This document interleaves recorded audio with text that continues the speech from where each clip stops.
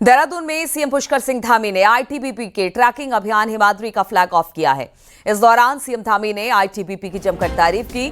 CM Dhami ने कहा कि अभियान महत्वपूर्ण साबित होगा और इससे साहसिक पर्यटन को भी बढ़ावा मिलेगा। सीएम ने यह भी कहा कि आईटीबीपी सीमा की रक्षा के साथ कई और खास काम भी करती है। आपदा के वक्त आईटीबीपी सबसे आगे रहती है और अदम्य साहस का परिचय देती है। राज्य सरकार की तरफ से हम लोगों का भी ये प्रयास रहता है कि सभी के साथ, जो भी हमारे केंद्रीय बल हैं, उनके साथ समन्वय के साथ जितना कामों को बढ़ाया जा सकता है, जितना लोगों को अपनी सेवाओं से फायदा पहुंचाया जा सकता है, उन सभी को आगे बढ़ाया जाए। और आईटीबीपी के वीर जवानों ने हिमालयी क्षेत्रों में होने वाली विभिन्न आपदाओं के दौरान, अभी पिछले दिनों माड़ा में जो लॉन्च आया था, उसमें भी आप सबके द्वारा बहुत ही सराहनीय प्रयास वहां पर किया गया था। इसके लिए मैं आप सबको एक बार हृदय से आप सबका धन्यवाद करता हूं। और भी जो भी, चाहे वो माड़ा का लॉन्च हो या केदारनाथ की आपदा हो, पिछली बार केदार घाटी में आई आपदा हो, या हमारा सिलक्यारा टनल का रेस्क्यू हो, ऐसे अनेक अभियान। और समय समय पर आईटीबीपी के लोग हमेशा आगे आकर बढ़ चढ़ के भाग लेते हैं और अदम्य साहस सेवा का परिचय देते हैं। बचाव एवं राहत कार्यों को सफलतापूर्वक आप सबके द्वारा अंजाम दिया गया है। रुड़की के भगवानपुर में हरिद्वार रुड़की विकास प्राधिकरण ने अलग अलग क्षेत्रों में अवैध प्लॉटिंग के खिलाफ कार्रवाई की है।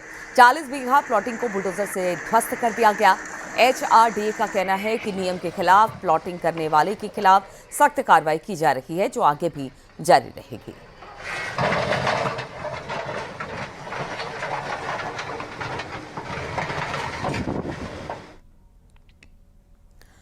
असम के सीएम हेमंत बिस्वा शर्मा ने उत्तराखंड के सीएम पुष्कर सिंह धामी को एक चिट्ठी लिखी। 12 जून को लिखी चिट्ठी में असम की एक युवती की लाश गंगा नदी में पाए जाने के मामले में गहन जांच की मांग की है। असम के सीएम का कहना है कि युवती की मौत के कारण संदिग्ध हैं। गौरतलब है कि असम की युवती रोशमिता होजोई हाल में ही नौकरी के सिलसिले में दिल्ली आई हुई थी। यहां से अपने 2 साथियों के साथ ऋषिकेश घूमने गई। 6 जून को वो गुमशुदा हो गई। तब से पुलिस लगातार सर्च कर रही है और 10 जून को उसकी लाश गंगा में तैरती हुई मिली है। युवती के मौत के मामले में उसके परिवारजनों ने असम में 0 एफआईआर दर्ज कराई है, जो उत्तराखंड ट्रांसफर हो गई है।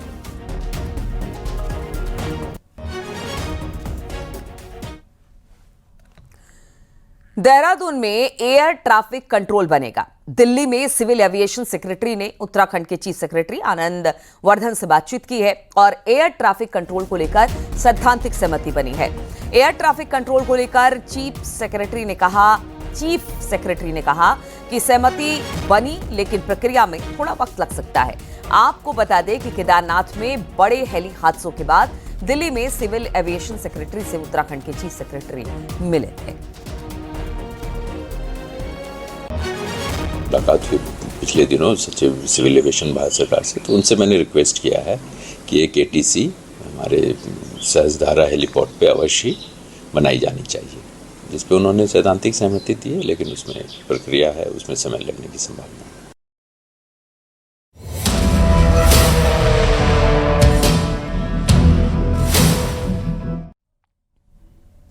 देहरादून भारतीय सैन्य अकादमी यानी कि आईएमए में आज पासिंग आउट परेड हुई। आज 451 कैडेट्स पास आउट हुए हैं और देश को 419 युवा सैन्य अधिकारी मिले हैं, जबकि 9 मित्र देशों को 32 कैडेट्स आज यहां से पास आउट होकर निकले। श्रीलंका के सेना प्रमुख बतौर रिव्यूइंग ऑफिसर परेड का निरीक्षण किया और पास आउट परेड की सलाह मिली। वहीं 7 बेस्ट कैडेट्स को अवार्ड दिए गए, जिसमें अनिल नेहरा को sword of honour silver medal मिला, रोनित रंजन को गोल्ड मेडल, अनुराग वर्मा को ब्रॉन्ज मेडल, जबकि टीईएस सिल्वर मेडल कपिल को मिला।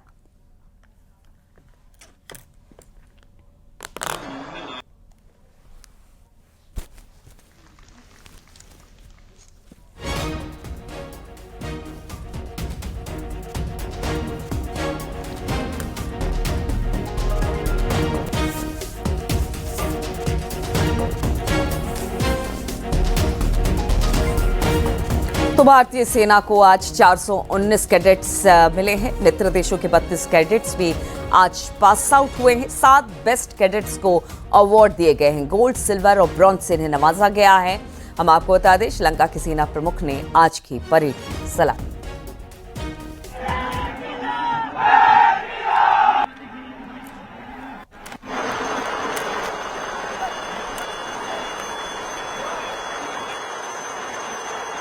पापा को देख के ही लगा था कि देश की सेवा में जाना है, आर्मी ज्वाइन करनी है और शुरुआत से पापा को देख के मोटिवेटेड रहा।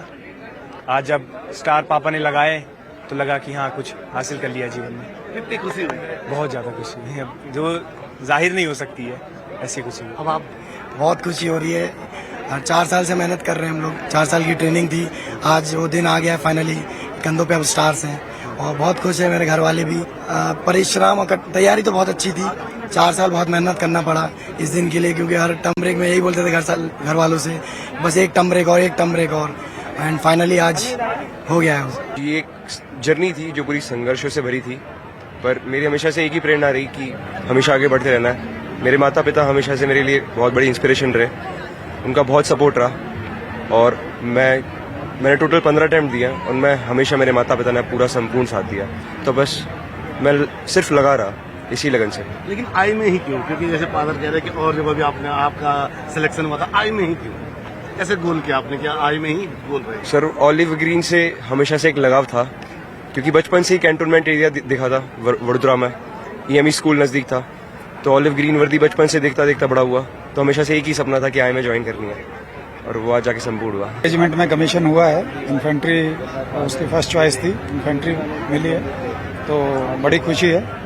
और इसकी बेटे की जुड़वा बहन, मेरी छोटी बेटी, ये ऑलरेडी 2 साल से आर्मी में है, इंटेलिजेंस कोर में, तो बड़ी खुशी है। आज दोनों बच्चों ने आर्मी ज्वाइन करी है, वेरी हैप्पी।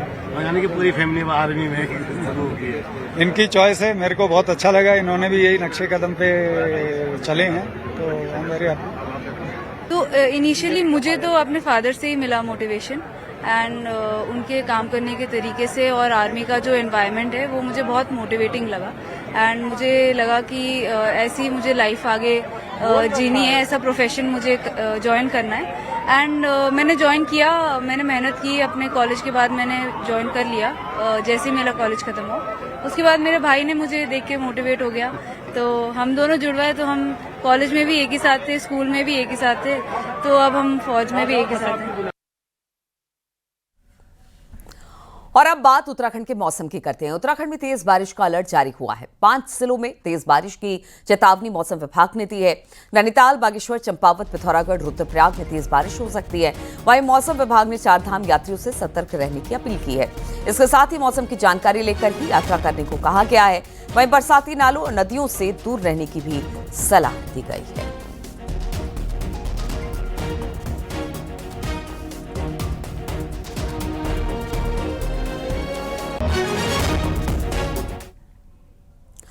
वैसे तो उत्तराखंड में तेंदुए का दिखना और उसका हमला करना कोई नई बात नहीं है, लेकिन आज हम आपको 2 अजीबो गरीब तेंदुए के बारे में बताएंगे जिनके व्यवहार से आप भी हैरत में रह जाएंगे।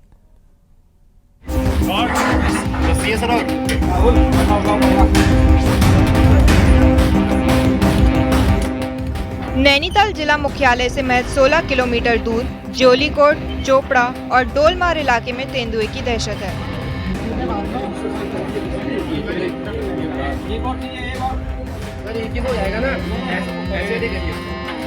रात भर वन विभाग के साथ ही गांव के युवाओं की टोली गांव की सुरक्षा में जुटी रहती है।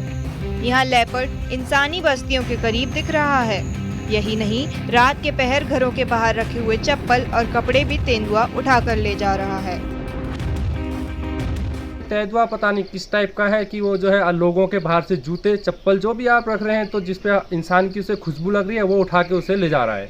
कई हमारे गांव के जो माता हैं, बहनें हैं, भाई हैं, जो अपनी ड्यूटी से आके जूते या चप्पल बाहर खोल रहे हैं, तो उनके जूते चप्पलों को जो है तेंदुआ यहाँ से उठाकर अपने मतलब जो है जहाँ वो रहता है, जहाँ उसका एक वो होता है, तो वहाँ लेके चले जा रहा है।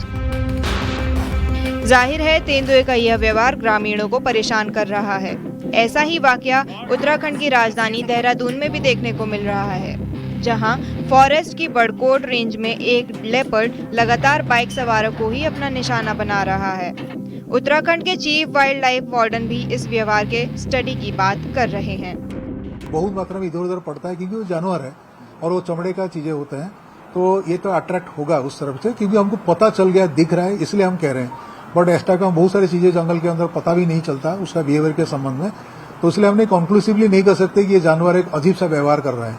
वो हमारा सामने हो रहा है तो हमको अजीब सा लग रहा है। साफ है, जंगली जानवरों का ये बदलते व्यवहार फॉरेस्ट डिपार्टमेंट के लिए भी एक बड़ी चुनौती है और ये एक ऐसा रहस्य है जिसे सुलझाना बेहद जरूरी है, क्योंकि ये बदलते व्यवहार इंसानों के लिए बेहद खतरनाक साबित हो सकता है। देहरादून से सुनील रमप्रभात के साथ हल्द्वानी से न्यूज़ 18 के लिए शैलेंद्र नेगी की रिपोर्ट। कैची धाम मेले को लेकर प्रशासन पूरी तरह से तैयारी का दावा कर रहा है। 15 जून को स्थापना दिवस के लिए आज से ही रूट को डाइवर्ट कर दिया गया है।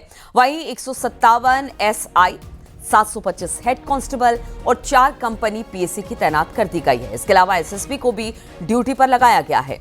वहीं हल्द्वानी से पहाड़ जाने वाले गाड़ी भीमताल से पदमपुरी होते हुए पहाड़ की तरफ जाएगी। इसके साथ ही नैनीताल, भीमताल, हल्द्वानी से शटल सेवा के जरिए श्रद्धालु कैची धाम तक पहुंचेंगे।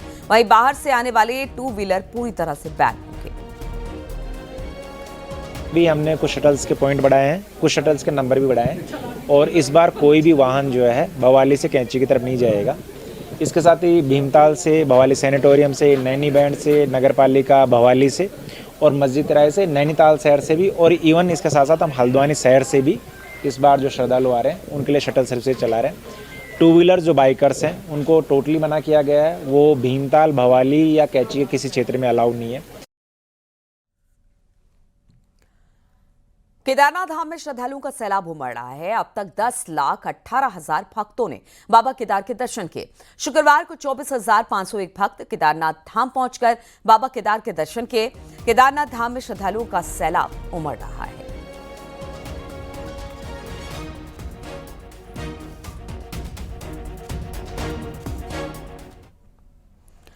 बद्रीनाथ धाम में श्रद्धालुओं का तांता लगा हुआ है और बद्रीनाथ धाम में अब तक करीब 8 लाख यात्री दर्शन कर चुके हैं, जो अपने आप में एक बड़ा रिकॉर्ड है। शुक्रवार को 19,544 से ज्यादा तीर्थयात्रियों ने भगवान बद्री विशाल के दर्शन किए।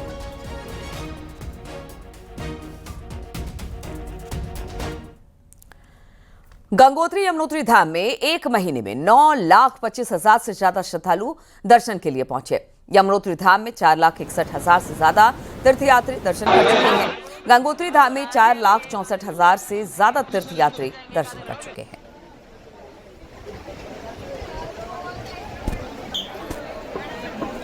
इसी क्रम में थाना कंपिल पुलिस को भारी सफलता प्राप्त हुई है। थाना कंपिल पुलिस रात्रि में SOG और सर्विलांस के साथ मिलकर भैंसरी के पास चेकिंग कर रही थी, तभी 5 बदमाश आते हुए दिखे। जब उन्होंने रोकने की कोशिश की तो बदमाशों द्वारा पुलिस पार्टी पर फायरिंग की गई। एक बदमाश को गोली लगी, जिसका नाम पूछताछ से पता लगा कि रॉकी है, जो रहने वाला मुमापुर कायमगंज का क्षेत्र का है। 4 बदमाश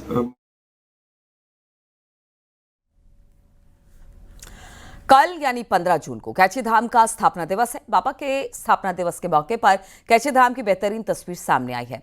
पूरा कैची धाम दूधिया रोशनी से जगमगा रहा है, तो मंदिर को मेले के लिए सजाया गया है। कैची धाम की ये तस्वीर देख श्रद्धालु भी काफी उत्साहित हैं और बाबा के धाम में पहुंचने के लिए आतुर दिखाई दे रहे हैं।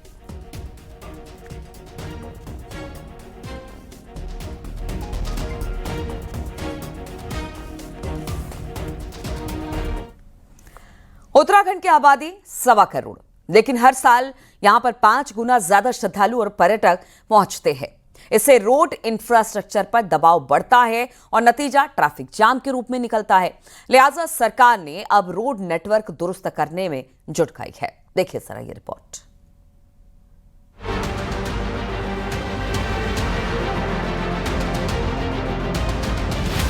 सवा करोड़ आबादी वाले देवभूमि उत्तराखंड में हर साल 5.5 करोड़ से ज्यादा पर्यटक और श्रद्धालु पहुंचते हैं। रिकॉर्ड के मुताबिक बीते साल 5.5 करोड़ पर्यटक और करीब 48 लाख चारधाम यात्री उत्तराखंड आए थे। इस बार ये आंकड़ा और भी बढ़ने की उम्मीद है। अकेले पिछले 1.5 महीने में 27 लाख श्रद्धालु चारधाम यात्रा पर पहुंचे हैं, जिसमें सबसे बड़ी चुनौती बनकर उभरा है ट्रैफिक जाम। लिहाजा अब सरकार इससे निपटने के लिए कई योजनाओं पर काम कर रही है। एक तो उनकी सुरक्षा हमारे लिए पहली प्राथमिकता है, उसके साथ साथ उनकी यात्रा अच्छी हो, उनकी यात्रा आसानी से पूरी हो जाए, लंबे जाम में उनको न फंसना पड़े, अन्य परेशानियों में न जाना पड़े। उसके लिए हम 3 प्रकार की योजनाओं पर काम कर रहे हैं, अल्पकालिक, मध्यकालिक और दीर्घकालिक।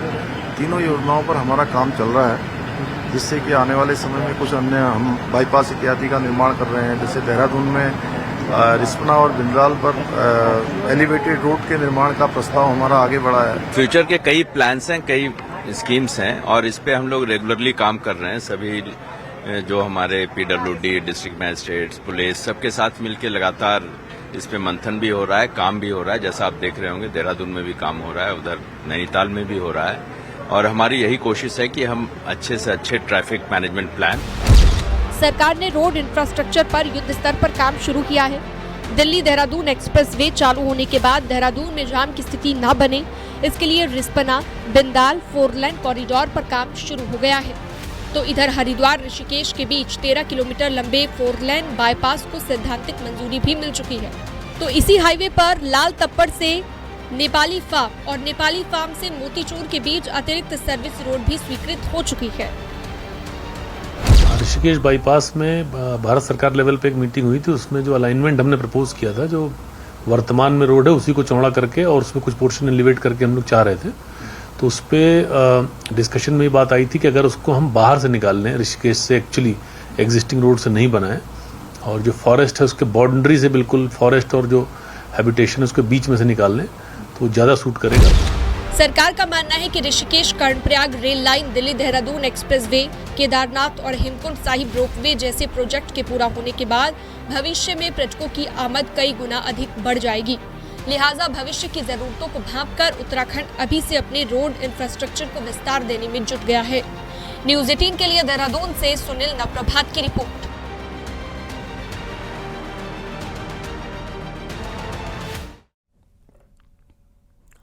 रील और सेल्फी के चक्कर में जान जोखिम में डाल रहे सेल्फीबाजों पर अब सरकार सख्त रवैया अपनाने जा रही है। प्रदेश सरकार ने खतरनाक स्थानों को नो सेल्फी जोन घोषित करने के निर्देश दिए। ऐसे में टूरिस्ट स्पॉट्स पर बोर्ड लगाने के साथ साथ जरूरत पड़ने पर सीसीटीवी कैमरे लगाने के भी निर्देश दिए गए हैं। सरकार ने साफ कर दिया कि अगर कोई व्यक्ति इन नियमों का उल्लंघन करता है तो सोशल मीडिया पर ऐसे खतरनाक जगहों की तस्वीरें अपलोड करता है तो उसके खिलाफ सख्त कार्रवाई होगी।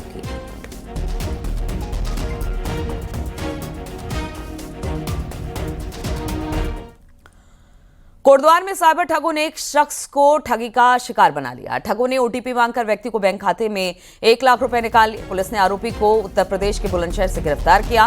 वहीं जिले में इस साल अब 38 मामले सामने आए, जिनमें से 28 साइबर ठगों को पौड़ी पुलिस ने गिरफ्तार किया है। साथ ही 1 करोड़ रुपए की धनराशि पीड़ितों को वापस कराई जा चुकी है।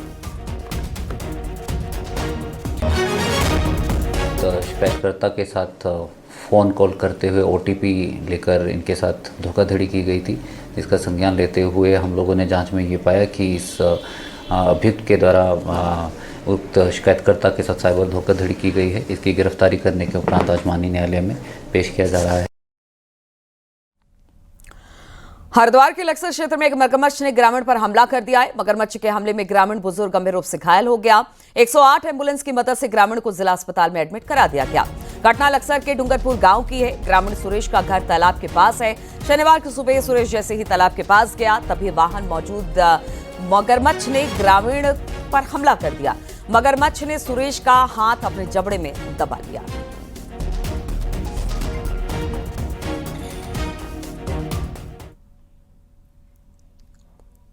और रुकेंगे यहाँ पर छोटे से ब्रेक के लिए।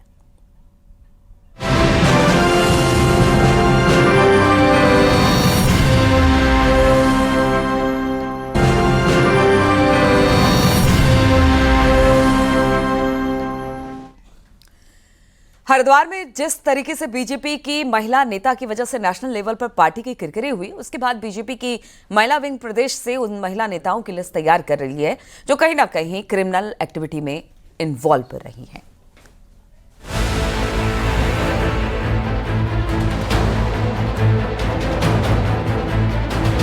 उत्तराखंड बीजेपी का महिला मोर्चा अब अपने उन कार्यकर्ताओं पर खास तौर पर नजर रख रहा है जो कोई न कोई मुकदमा झेलने से लेकर क्रिमिनल एक्टिविटी में कहीं शामिल तो नहीं रही। हरिद्वार के प्रकरण के बाद पार्टी की कोशिश है कि अपने महिला कार्यकर्ताओं का पूरा रिकॉर्ड खंगाला जाए। पार्टी अब ऐसे किसी भी नेता को पद देने से बचना चाह रही है। पंचायत चुनाव करीब हैं तो पार्टी की कोशिश है कि ऐसे कार्यकर्ताओं से सीधे किनारा किया जाए।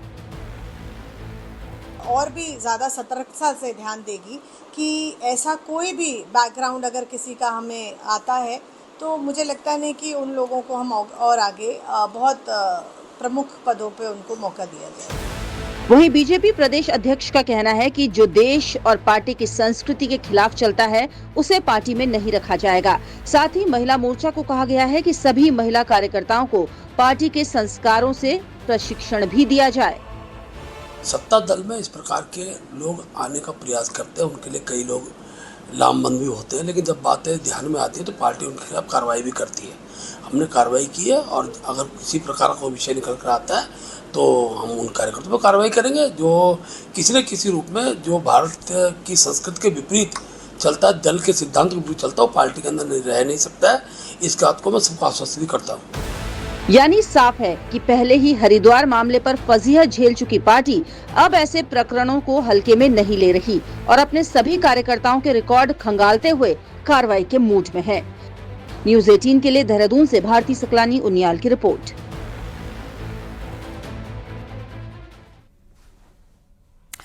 तो इन तमाम खबरों के साथ इस बुलेटिन में फिलहाल इतना ही। रुकेंगे छोटे से ब्रेक के लिए, लौटेंगे सुपरफास्ट खबरों के साथ।